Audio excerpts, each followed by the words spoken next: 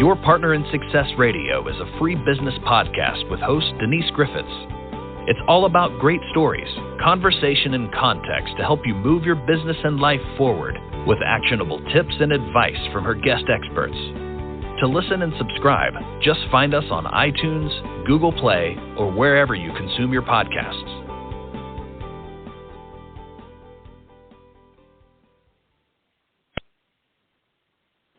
Welcome to Your Partner in Success Radio, where top performers share their secrets to help you achieve your personal and professional goals.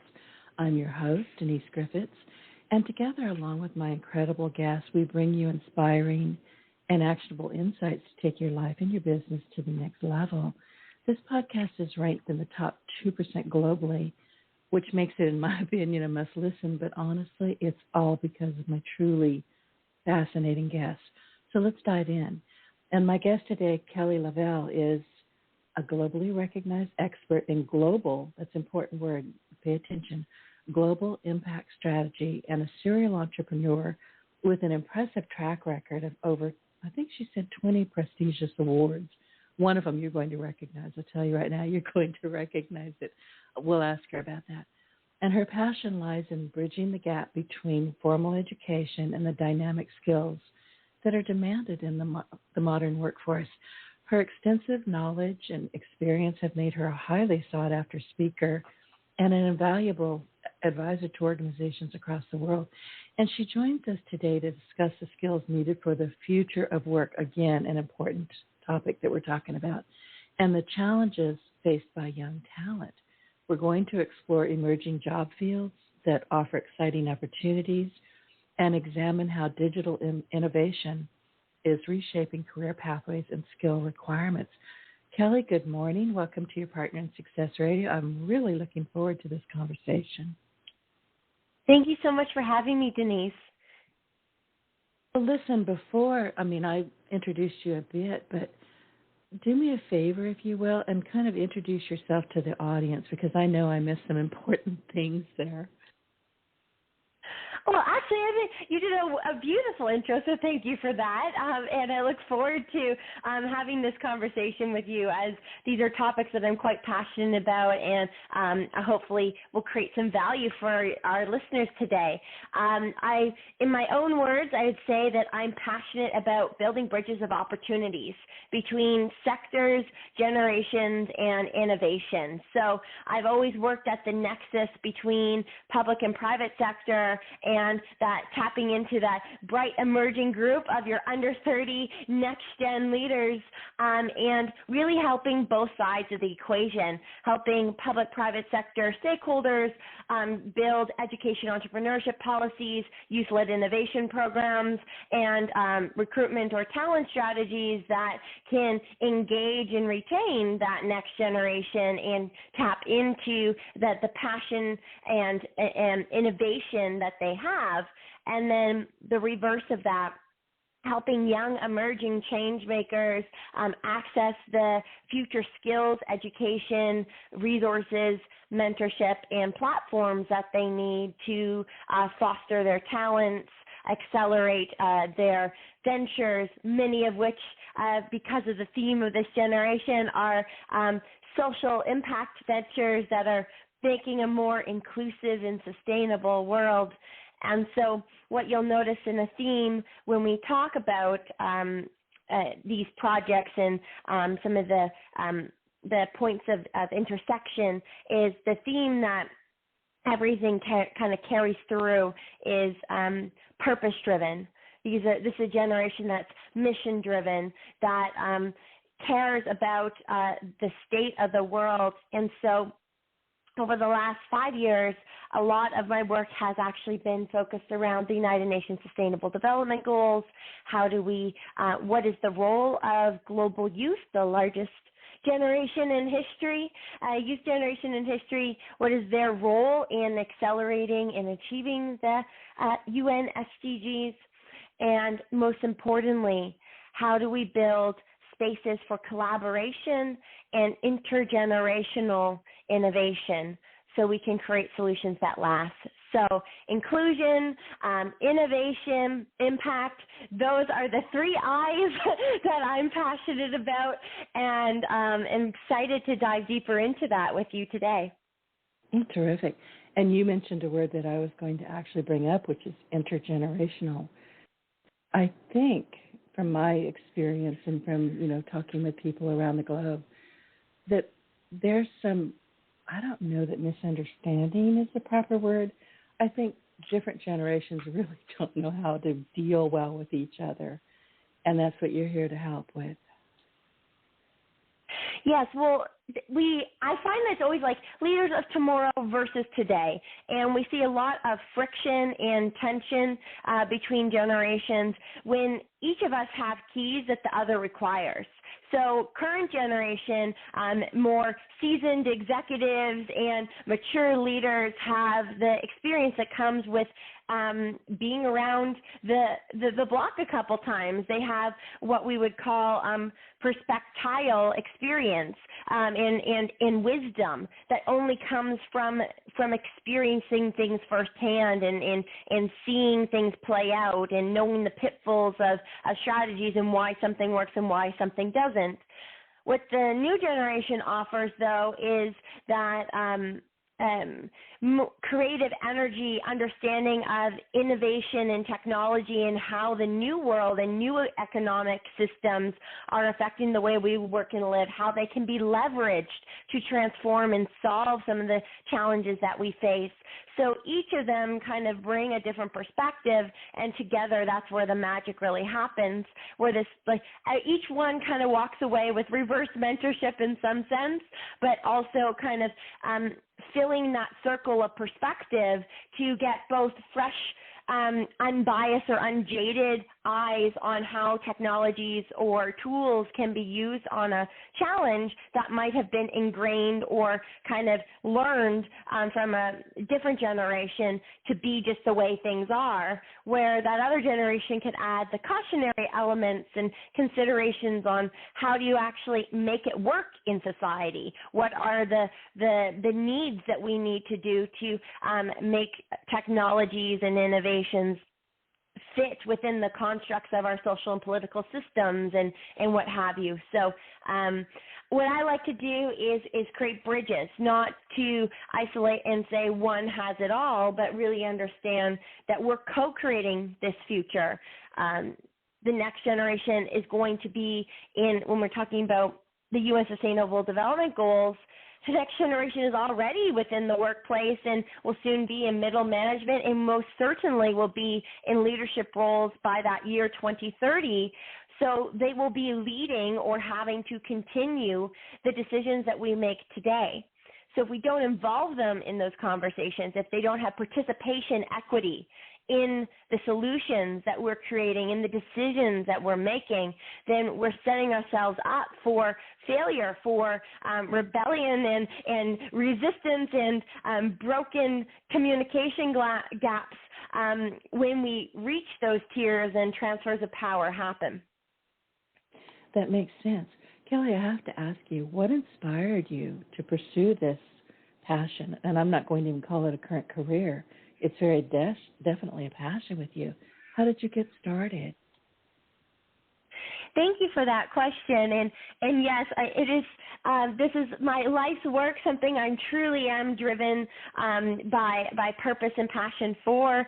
And I found myself into it as I feel most entrepreneurs will tell you in their own fashion in some way or another. I haven't really met an entrepreneur that says kind of they just aspire to be an entrepreneur.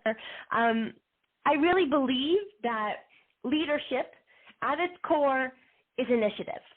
That what really defines who a leader is when they see a gap, a problem that needs to be solved. They don't look upon the world and say, hey, look at that. Someone needs to fix that. Why isn't someone fixing that? Fix it. What they see is someone needs to fix that. What can I do? How can I help that? How can I move the needle? And they take up the reins to try and bridge that challenge. And that is really how I found myself in this pathway, is as a young change maker. I went through some difficult trials in my teens that really kind of took away the trajectory I had wanted for my future and kind of threatened to prevent me from finishing my schooling and kind of building my career and kind of trying to tell me what my future was going to hold. And in that moment, it really kind of set this fire in me to want to build my own pathway and also kind of open my eyes to the extensive barriers and roadblocks that young people, women, social entrepreneurs have when they're trying to solve a challenge, when they want to do something good for the community. You'd be surprised at how hard and difficult sometimes it could be to just want to do something good, even like a volunteer project, let's say. So I got involved in community, building student and youth volunteer programs and really researching into the value of community service learning as an alternative to education in a way to bridge skills gaps for youth, because I myself had those same gaps. I spent all of my high school pretty much in hospital, so I didn't have a resume. And so when I graduated, if I was to get into school and correct my path, I needed opportunities that I could build my skills. But without a resume, it's kind of a catch-22, because you need experience to get a job and you need a job to get experience. And so the way that I bridged that was volunteering, supporting my community, building up, and in that process I built this network of connections, of mentors, of support systems that I didn't have and didn't know I needed to have. I was able to build a resume of skills, of demonstrating different attributes of marketing and event planning and community communications and things that, quite honestly, roles I would normally have to have maybe graduated university before someone would extend me such opportunity. But in the community space, we want to take the help that we can get, and sometimes resources are tight. So organizations are more willing to take a chance on a bright young girl who wants to help. And so through these alternative pathways, I discovered a road that was able to help me find my way, find ways to bridge skills gaps, find ways to feel like I mattered, to have meaning and purpose, to build healthy community connections. And so I wanted to bring that to my peers. I said, why can't more young people benefit from these pathways? We all have barriers for various reasons. Maybe we come from a low-income community. Maybe we don't have a supportive family. Maybe we just need an extra kind of boost because our grades aren't great. Or maybe there's other reasons and barriers, and we just want to change and try new skills, but are so concerned right now with the social pressures of having to be good at everything that we are scared to make a fool of ourselves and try something new, so we never actually explore other skill sets than what we know we're already good at. And so there's so many benefits to what volunteerism and community service learning can offer, and that's really what was the seed for me. I ended up starting to build programs that could help connect more young people into these benefits. And as I did that, I ended up building this network of change makers. I would have all these young people in different parts of the world that I was meeting and learning their stories, and just incredible things that would blow your mind. 18-year-olds who developed cures to malaria, 20-year-olds who are developing technologies to restore sight to the partially blind, innovators that were raising millions of dollars for charity, just things that were incredible. I met 9-year-old CEOs and all these bright young minds. And then I saw this disconnect. Because in industry, especially back then, the narrative of like the me generation was quite strong. And so media and industry was seeing, at the time Gen Z didn't really exist, so I guess we were calling the next gen millennials then, but it's all one and the same really. And when you think about it, was just the emerging generation coming into the workforce, and we were having this narrative of they're selfish, they're self-absorbed, they don't care, and all these different narratives that were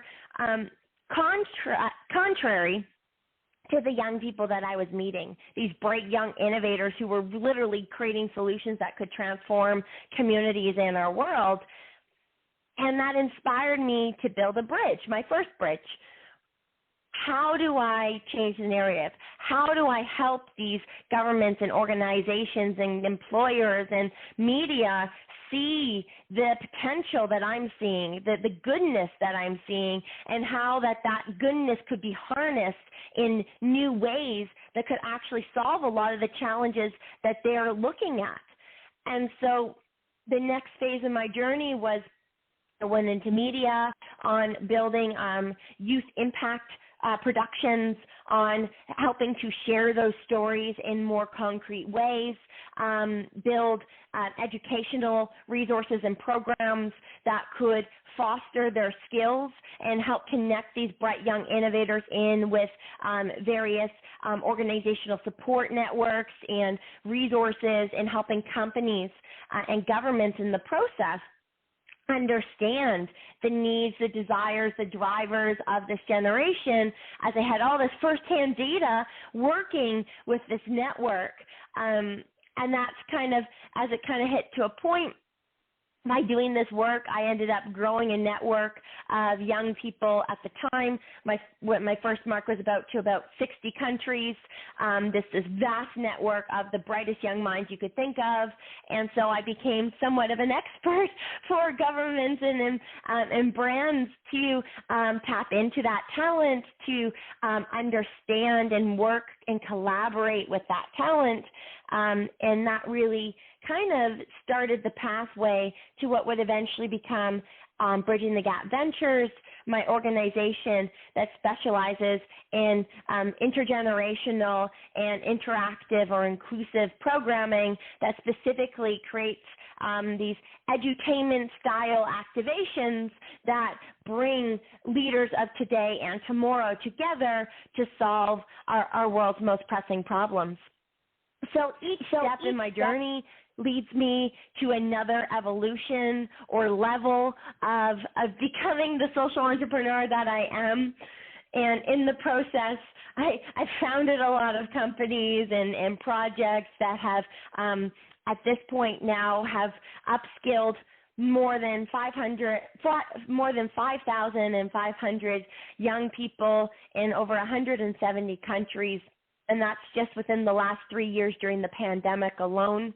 Our networks reach young people in every country of the world, and our partners collectively serve 30 million young creators, innovators, and social entrepreneurs in each of those countries of the world.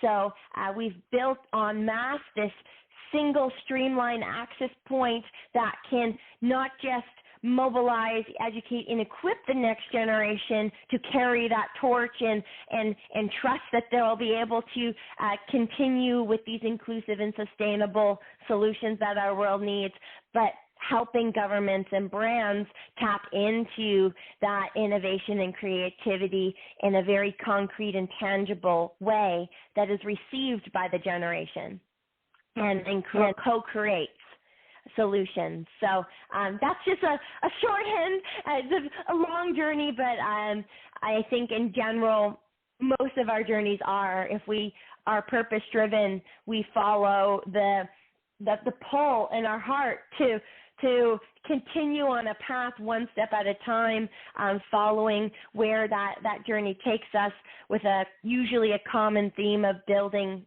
or bridging one specific gap that is that ever deep-rooted seed.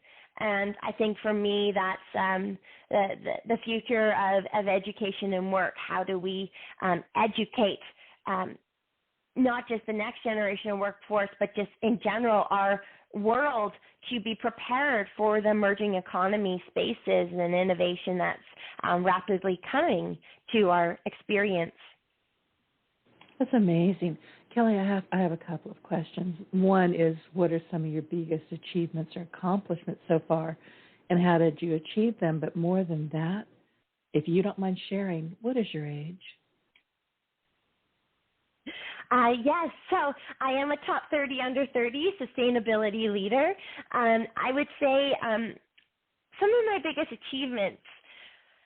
So when you're early on as a change maker, I think the awards definitely help serve as like validation of like, yes, you're on the right track and you're doing something of value. So I think at the beginning, some of my earlier awards maybe were more pivotal for me because they really kind of helped catalyze and keep me going when I, at the time, maybe wasn't sure if of my direction, because I really created my own job and my own pathway. There isn't really such thing as a job title when I first started that was like youth mobilizer, that was designed to be this bridge between these generations and to really kind of create these edutainment programs the way that I did back then. So I would say my first award, which was Canada's Top 20 Under 20, was a real catalyst for me because that's when I was first starting out. And when I received that award, I got to meet 19 other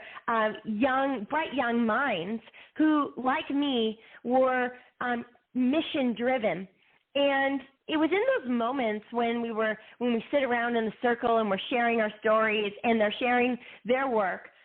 It was just this really humbling moment for me when you're hearing, oh, I raised $1 million for this cause, and oh yeah, I engineered this cool technology that does this, and you're just sitting there, and the bar just was raised to the stratosphere for me of like, these incredible young people are doing all these things. Like, they just inspired a fire in me to want to do more, to be more, to continue to better myself and my peers in the process.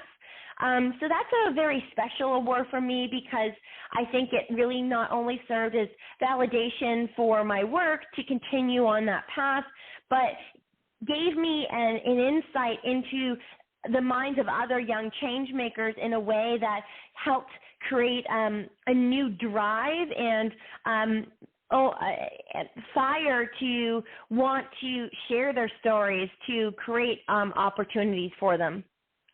A more significant one in my journey that most listeners and so on will probably more take note of in my bio would be when I met Her Majesty Queen Elizabeth II. When I was 23, I received the Queen's Young Leader Award, which is an award given by Her Majesty in recognition of young people under the age of 30 in the Commonwealth who are leaving a transformative legacy of change. And that was a really surreal opportunity because it wasn't just an award. It was a very like Princess Diaries kind of moment because they flew me to London. I got to stay there for 10 days, meet all the leaders, go to 10 Downing Street, and then receive my award in person from the Queen in front of the entire royal family inside Buckingham Palace. So that was quite an experience to have in my early 20s, and I'm sure there's more that I could go on, but again, as much as the glamour of that experience may have been, the thing I take away from it and the memories that I hold dear are again similar to Canada's Top 20 Under 20. The times when I'm sitting around in a lounge area with my fellow recipients from other Commonwealth countries and learning their perspectives of various challenges. And specifically for this award, I had been a little bit further along in my journey, so I was much more exploring social impact and how do I create programs for young people that were supporting them to implement projects or scale social ventures. And what I found very interesting about the Queen's Young Leader Award was I got to meet young people from different Commonwealth countries. And so we're talking about an issue like climate change. And you could hear and see a perspective from someone from New York or Canada and Toronto sharing their perspective of climate change. And then I got to hear the perspective of someone from a small island state, from a small Pacific island, or from the Maldives or Malta, and these other spaces where their culture, their personal experience, and their resources were different from what I was used to from the Americas or the West. And it's in those moments that I realized the power of inclusive innovation, of how inclusion, when it comes to innovation, isn't just about checking off boxes for DEI, diversity, equity, and inclusion, because it's good for optics, as companies think.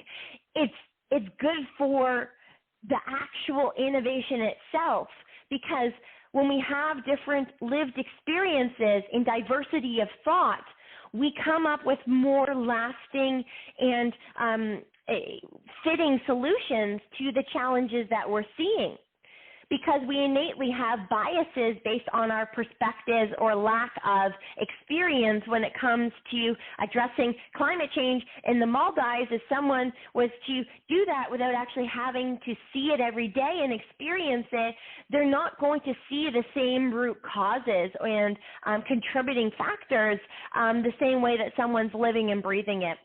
And that, for me, was what planted the second seed that was really around how do we create these inclusive innovation spaces, global collaborations, and overall cooperative environments that don't just mix generations and sectors, but also mix nations and lived experiences, which has become the crux to some of Bridging the Gap's award-winning programs, where we specifically are known for being able to forge these unique bridges between United Nations officials, heads of states for governments, mixed in with C-suite leaders of companies or different sectors, of someone in tech versus someone in media and entertainment, and bringing them together in unique spaces where they're interacting with people of different lived experiences and backgrounds in a way that everyone takes something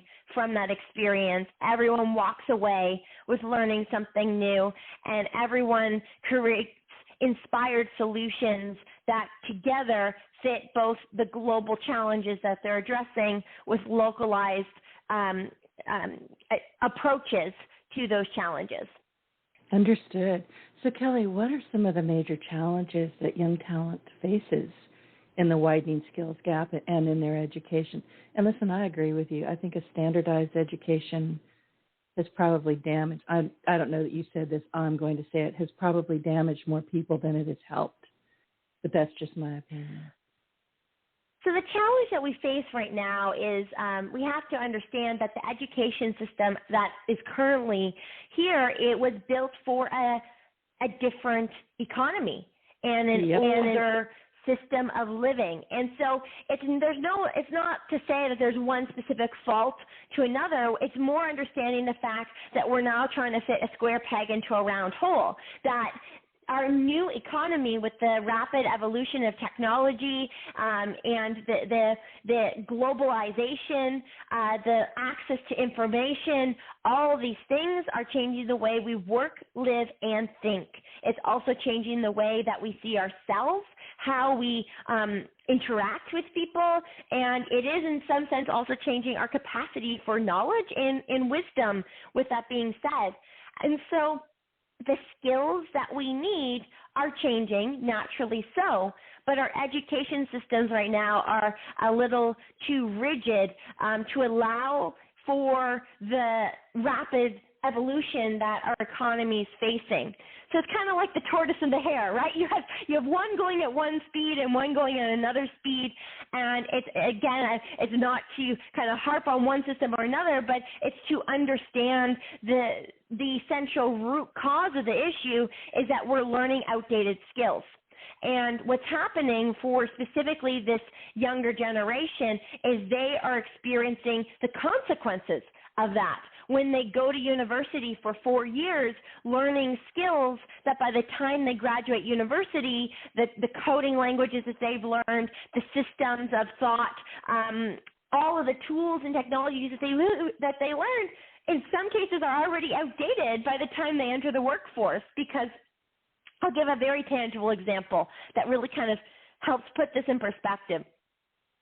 As part of my ventures, eventually after media, I went into tech, and we were building kind of impact verification technologies and things for the UN SDGs. And so when I was working with our tech company, we started with a language in a coding language. It was called in Node.js is a very popular language, and there's Angular and all these different things. And so we started with Angular 1. And then by the time you fast forward a year or so, and then you're at Angular 7. And then there's Angular 12. And Angular 12 and Angular 1 are not compatible with each other. So the technologies change so quickly that what we're seeing at its fundamental core, if we were to take away all the kind of the layers and actually look, what is the crux of this challenge? Aside from the fact that it can't keep up, which we understand, but why are the skills mismatching? The skills are mismatching because our system is built on designing to memorize knowledge and hard skills. Fixed knowledge, and hard skills. I agree. So when we have fixed knowledge and hard skills, it is innately not valuable and flexible to evolve with the changing economy. So what we're seeing is a need to change and evolve our ways of learning to no longer be fixed skills and knowledge, but instead be lifelong learning. This is a generation that is going to continue to upskill and reskill for their careers. And this, I will say, these effects are not just for the next generation. This is for our current listeners of any age who are in the workforce. We are seeing a need that employees and leaders will continue to need to learn and upskill and reskill and expand and change their knowledge in the way that they work and live in the world. And so because of that, the emphasis on hard skills no longer is viable, because now we need the skills of the future are things that are less tangible, which is hard for education systems to get around in the same way our old structures were. But the real skills of the future that will help you succeed are more fostering innate character traits of a solutions mindset, of not seeing things fixed, but always allowing room for evolution, improvement, and continuous learning and feedback loops, resilience, initiative, being able to be self-directed so I can learn things on my own without someone holding my hand or walking me through a course. I can research and find things, and if I don't know something, take initiative to figure it out. These are innate things that are essential to survive in our current job landscape. And most important skills are things like creativity, design thinking, curiosity, which you wouldn't even think was a skill, but it Actually, is. I just wrote down, I'm sorry to interrupt, I just wrote down the word curiosity, and there you said it. So we're thinking alike here. Curiosity is one of the most undervalued and essential skills for the future of our economy, because curiosity in and of itself, in my opinion, is kind of the best mix of all the essence of skills that you need. It has the essence of lifelong learning, of always wanting to look ahead and be open to knowing that you don't know it all, and that you have that little door, that little space that you can always have one more skill added to your toolbox, one more thing that you can learn, and you're open, most importantly, to change. You're not scared. You don't feel fear of uncertainty and change. You are open and receptive to it, which is so essential in today's landscape. And you also mix that with the creativity and imagination to explore, to think about things differently than how they appear, to consider outcomes that may not be standard. These are all things that we need to, quite honestly, just survive even mentally in today's world. Because if we keep that fixed mindset, we will be completely demolished by the rapid changes of this world and disheartened, and it would just be a very dark and gloomy world if you are not open and receptive to change and are holding on to that sinking ship of the Titanic, knowing it's going down, and just won't let go to allow yourself to float and drift into wherever the future's headed. It's scary. The water's freezing cold. You may get pneumonia on the way, but the essential essence is we can't hold on to the structures and systems that no longer serve our world. And the only way forward is to allow and to be open, and most importantly, to take initiative to find our way forward.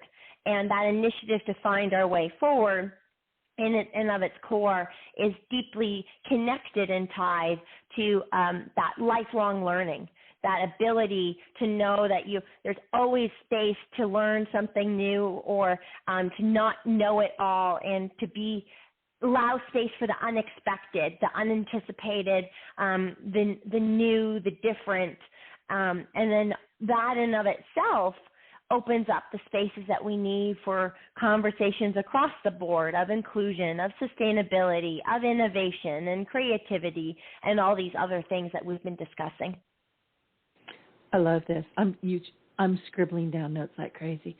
One of the questions I have is, what strategies can individuals of any generation adopt to upskill for the digital economy, including Web3? Look, I'm a web developer. I'm aware of what's going on. And I'm intensely curious, which is why I wrote that question down. So I'm always learning something new. I'll be honest with you, I cannot go to bed at night or go to sleep at night with it. I'll be looking at, what did I learn today that was new? Well, crud. And off I go back to my office and I go learn something. It may just be something, okay, I'm going to look into that tomorrow, but I have to have something new to, quench my curiosity, to upskill myself. Yes. As I said, curiosity is the most valued golden skill of this new age, because, as you said, it's that little kind of nudge, the little niggle that keeps you moving forward and thinking differently or exploring and searching. And I can't emphasize enough how valued that is and how important it is to foster that in your life. So I'm so glad to hear that. To answer your question, I think there's two things we need to understand. First, I'm going to answer your question with a little bit of, follow me with this and you'll understand. So the first thing you need to do, honestly, to prepare for any digital economy, emerging technologies, innovation, is to break down all your boundaries and barriers and silos of sectors. I'm a left brain or a right brain thinker. I'm logical and you're creative. You're science and I'm social arts and humanities. You're the creatives and the artists. You go over there, and the mathematicians and the scientists will go here, and musicians here. We need to stop the separation and the silos. And the reason being is you just mentioned it. Web3 is an exact example of this. Web 2 and our education systems and everything of the old economies are duality. They are around silos and separations. But what we're noticing now, and what you'll see in all these emerging technologies, and Web3 is an example of this, is now we're seeing a merging of sectors, of skill sets, of thinking. We're moving from left and right brain fields being separate to being whole and integrated. In Web3, if I want to be a developer, I need spatial awareness and design thinking and visual skills if I'm designing metaverses in NFTs and digital spaces. If I'm now an artist, I can't have a career without knowing digital skills because everything is done now on digital softwares. I can have digital display galleries. I can add motion graphics. I can make things 3D and move and all of these things, which require me to have digital skills in addition to the visual and design elements that I would have before. Our career pathways and our skill sets are merging. So the best thing anyone can do to prepare for the future of jobs is to toss out any preconceptions that your trajectory, you only need one field of thinking and you only need to focus on one kind of category of skill. The best thing that you can do is actually start to nurture whatever skill set is opposite to the category you're in. So if you are in a digital field, a STEM field, think about STEAM. What kind of arts and creativity skill could you add in? Could you start to do something around spatial awareness and design thinking, even if it's a game or something that's just a hobby, but that's going to foster that side of your brain and that different pathway of thinking? If you're an artist, can you start to take up coding or something more analytical so you can understand structural design and architecture is a great example. The mathematics beyond the visual, these careers are so integrated now that the best thing that you can do is figure out where you're dominant, what skill sets come naturally to you, and start to integrate one thing that's doing something of opposite nature to those skill sets so you can start to nurture the other side of you. And I can hear people going, oh, geez, that sounds like work. It is work. And the thing is, and you mentioned it, left brain, right brain, I tend to think I'm both. I'm very logical, very analytical, linear thinker, but I'm also intensely creative, so I can't be one or the other. Honestly, we all are both. We have the full brain. So we are both. But this is a perfect example. We're so conditioned in the way that our society has been set up and our careers and our institutions that we're taught from so early on we have to pick a path. And it's almost like that once you pick that team and you're on that path, you've like dissociated and disconnected from those other parts of you. And they will come out in some spaces, and you won't even notice them. Maybe it's just that you're, like you say, you're very technical and things, but then, I don't know, you have a passion for gardening and floral arrangements, and you're having a creative outlet in ways in your life that you don't even notice it at first. And so I think even a step back, a step even like step 0 before step 1 might even be just becoming more aware of what skills you're using on a daily basis and how different parts of you come out in your social, personal, and professional lives, because maybe you do have these dormant passions and traits, and it's just that you've dissociated so much from them because you've been so career-oriented within the sphere, in the lane that your career is oriented in, that you've missed the influence of some of those other attributes of your being and those other skill sets and how they play a role in your life. So I will say most of us are usually both. It's just that we are usually more dominant with one than another. And if we get too comfortable, we foster and stretch it just like a muscle, right? It's like if you're training in the gym, it's like we have 2 arms. And we start in the gym, and maybe we're right-handed, so our right hand is maybe a little bit more strong, so we start taking up a weight on the right hand just because it's easier, it's more natural for us, so we're going to start on the right. And then we just forget that we're just doing the right. And so you just keep strengthening the right, and you just keep doing your arm curls, and your arm curls sooner or later, you're going to have one really jacked arm and one arm that has zero kind of attention to it. And so innately, you're going to feel more dominant and less balanced because you've paid so much attention to the one types of category of thought and skills for so long that you may think, I don't have another arm. I just have the one arm because I've been using it so much. But you really do have the other. It's just you haven't looked at it in maybe a while. I'm laughing because I'm ambidextrous mostly, because I forget that my left hand works just as well as my right hand does. So I will have to remind myself to, punch numbers with my left hand. I've always used a calculator with my left hand, but I'm predominantly right-handed if I had to pick one. But every once in a while, Denise, that's not just for hanging rings on. Use it. Go use your hand.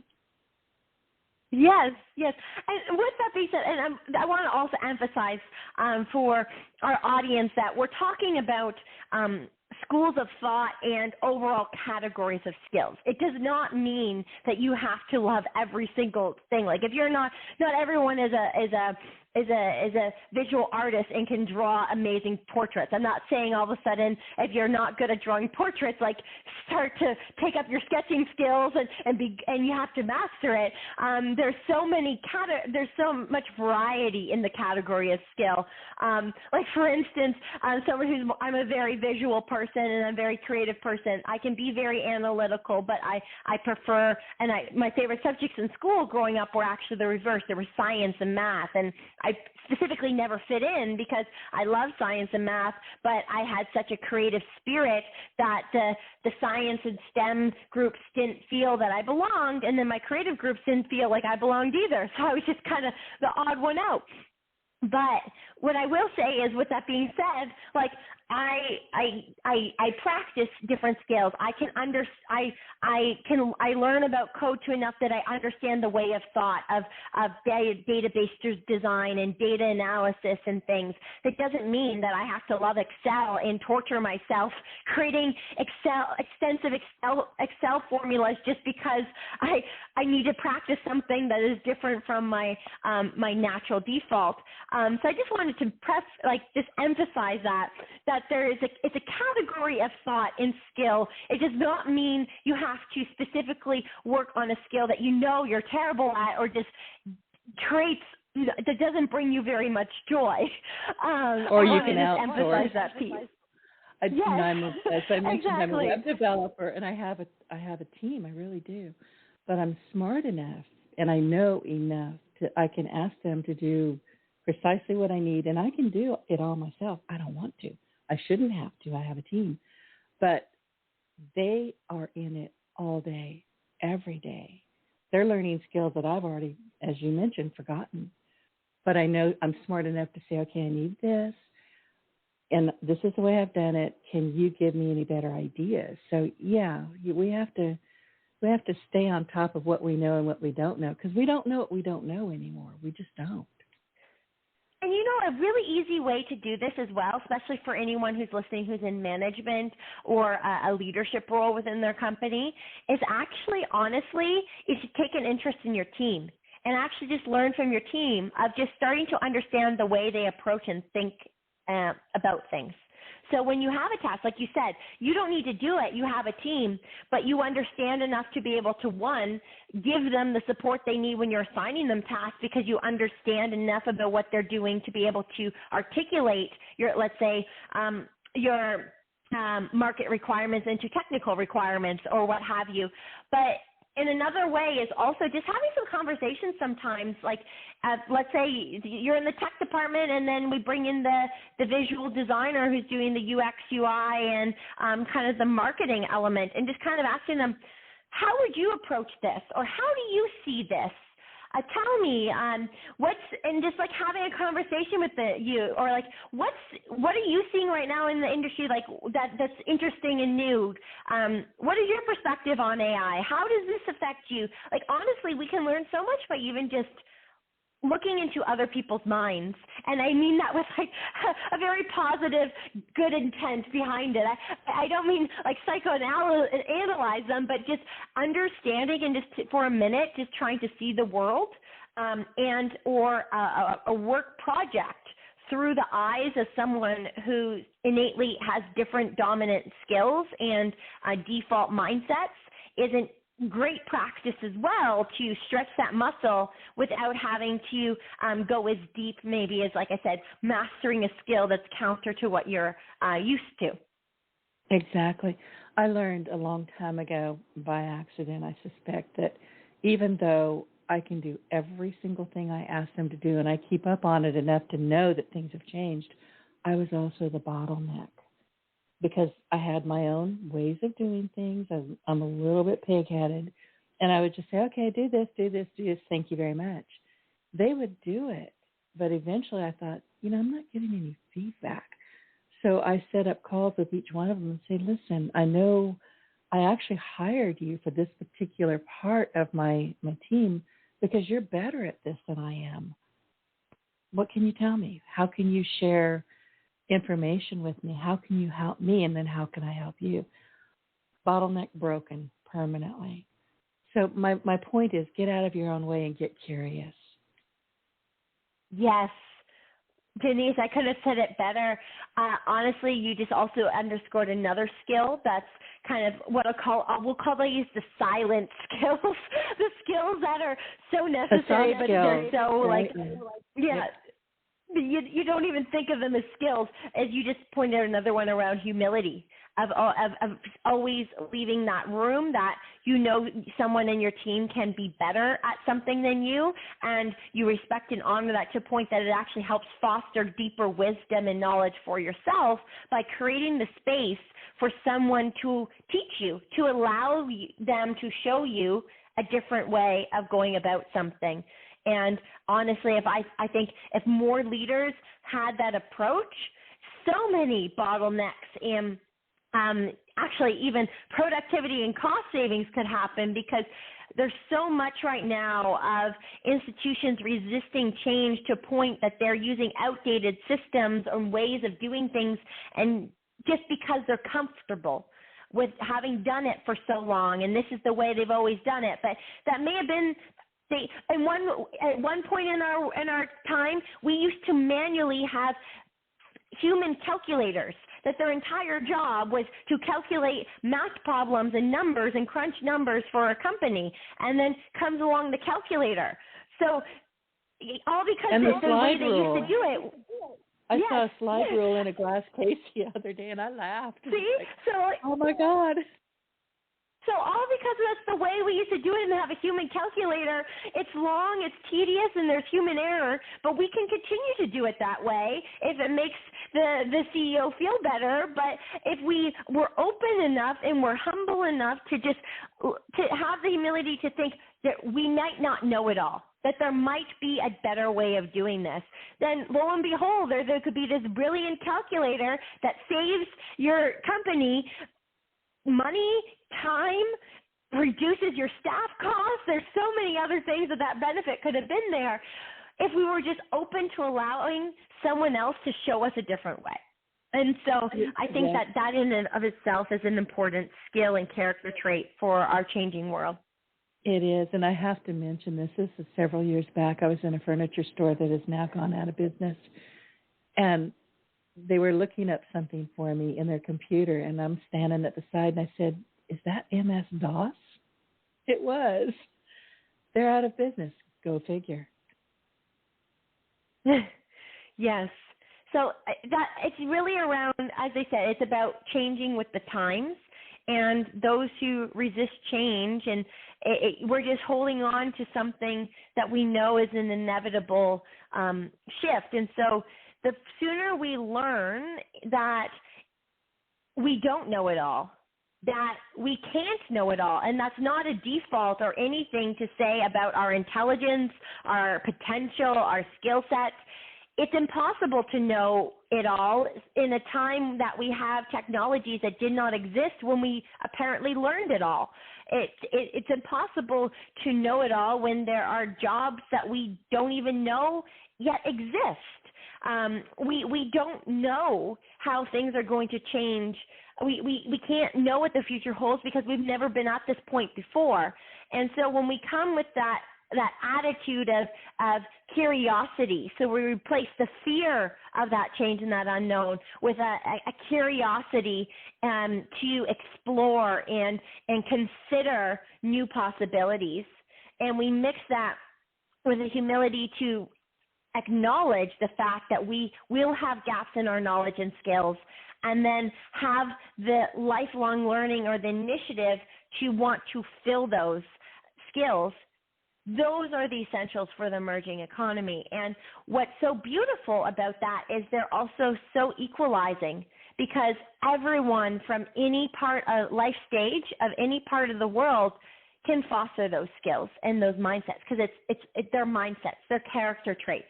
It doesn't matter if I have access to an Ivy League school or I have access to no school. These essential toolkits to the future are at its baseline. Obviously, once I get past the baseline and I want to take the next step, that's a different story. But where we all start is the same. Having those resilient skill sets are things that we can all start to nurture in our daily lives now, regardless of our situation. And I think that in and of itself can unlock so much potential, untapped potential in our world of talent in unforeseen places and unexpected sectors where we might find individuals and talents that in places we weren't looking. And I think that's incredibly exciting and encouraging in a time when there's so much going on that seeks to discourage us and make us feel small and helpless. I think it's encouraging to know that we can choose the path of our future, and we can choose the steps that we're going to take and the direction, because it starts with those essential character traits that we can foster in our own personal day by day. And that leads me to my next question, and possibly last question. We've only got about 3 minutes left. This went really quickly.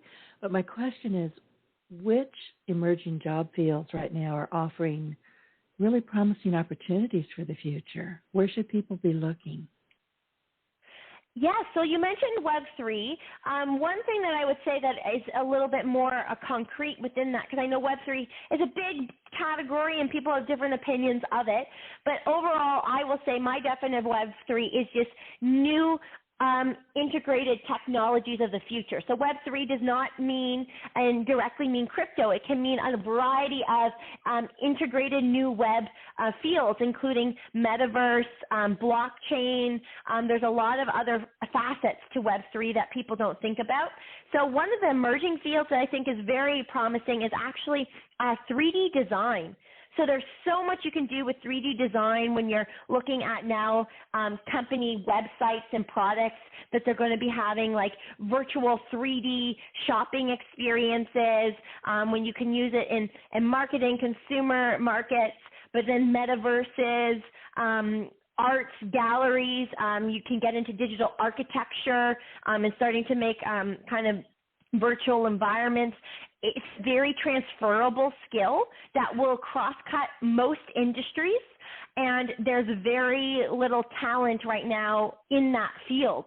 So it's a very promising field for anyone who wants to kind of change careers. It cross-cuts into every sector: entertainment, technology, PG, products and goods. It just cross-cuts everywhere. So that's one skill I think that's really cool, emerging market. Some other emerging markets obviously are around sustainability. There's a lot now around regenerative design in terms of business models, regenerative supply chains, sustainability and policy. So there's a lot of obviously careers in green jobs when it comes to the green and blue economy. So understanding supply chains and regenerative modeling could be a very interesting field. Everyone's talking about AI. I think we need to look more into policy around AI more than just the technology itself. So there's things like that as well. Obviously, a lot of technology jobs, but I wanted to list a few that might be a little different that we might not have thought about yet. Food innovation is another big one. So lots of alternative pathways there. Sustainable agriculture, vertical farming, a lot of interesting spaces popping up. And again, what's interesting about these spaces is you don't need pre-existing knowledge to start in these spaces. Emerging markets allow you to start at kind of ground zero and be able to learn, because everyone in the industry is learning to a point, and there's so many resources and pathways that other people are setting up to help people get into the spaces that it's not like you have to come with a huge resume ahead of time to start. You can decide to dabble in it, dip your toe into it, and find your way and build a career quite efficiently and quickly within some of these spaces. Kelly, I sincerely appreciate your company today. This has been fascinating. I'm a nerd in stilettos, so anytime you start talking geeky stuff to me, I'm all in. I've really enjoyed this. So spending time with you has been a genuine pleasure. Before I let you go, would you mind sharing your online presence and your preferred means of contact for those who are listening who wish to learn more about you? Thank you so much for having me, and for everyone who joined us in this conversation. You can find me at bridgingthegapx.com, all one word. My name is Kelly Lovell, so love with two L's, Lovell. You can Google that, and you'll find a slew of resources. Specifically, one thing I want to plug just here at the end is if you're interested, if anything that we just talked about and are interested in exploring emerging fields, as well as some of these intergenerational creative collaborations for the UN SDGs, all of that comes to a nexus in our signature program at Bridging the Gap, the Younga World Festival. So the Younga World Festival happens every year in the fall. This year we're actually going to be having it alongside COP28. So if you Google youngaworld.com, YOUNGAWORLD.com, you will be able to learn all about the festival. We bring United Nations entities, companies, and young innovators in 170 countries together to co-create solutions to pressing global challenges of climate, inclusion, mental health, and so on. So I highly encourage you to take a look at that if you have a moment. It's a great space to foster that curiosity and to dabble into some of these emerging technologies or industries and learn about it in some really kind of collaborative spaces between generations and sectors. Kelly, thank you so much. And to the audience, as we end today's episode, I would really appreciate your feedback. If you found our chat and our insights helpful and enjoyed the show, please support us by reviewing and rating on iTunes. Your feedback is crucial in my mission to inspire and empower more individuals. So don't forget to subscribe, review, and share your Partner in Success Radio with your friends and colleagues. And thank you for tuning in. Kelly, again, thank you so much. Thank you, Denise, and thank you, everyone, for joining. Get your voice heard. If you would like to launch your own far-reaching podcast, contact Denise Griffitts at yourofficeontheweb.com and go to the podcast tab.